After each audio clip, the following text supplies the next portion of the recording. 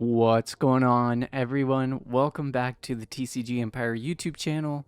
The first thing I want to say is thank you so much for all the love on the videos this week, as well as the weeks before.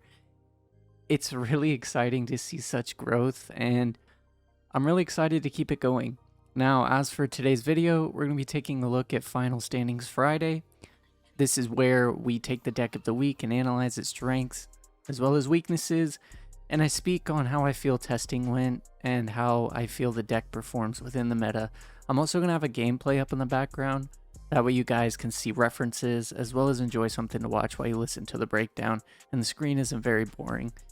Now this week we took a look at Red Luffy, the leader from the starter deck 1, and it has a very unique ability to attach a Rested Dawn to one of your cards at any point in the game or your turn. And this card is very well designed. With this ability, it means that you can play cards to develop a board and then attach the Dawn used to play those cards and add extra power for your attack.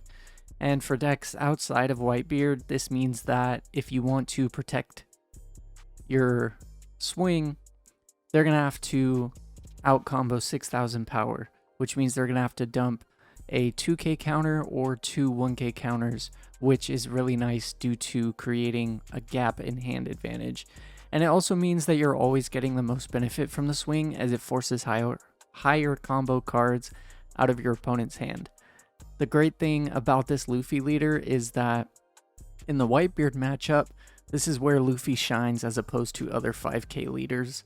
With Luffy, you're able to develop a board to go against Whitebeard and always have a 6k leader attack, and so this means that Whitebeard has to use cards every turn or take life, and this is exactly how you want the matchup to go, as they do gain a lot of hand advantage.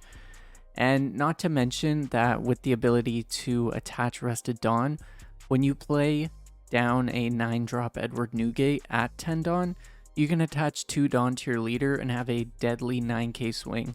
With the 9k swing, it means that your opponent has to drop either 5 1k counters, 3 2k counters, or 1 event counter that's worth 4,000 as well as a 1k.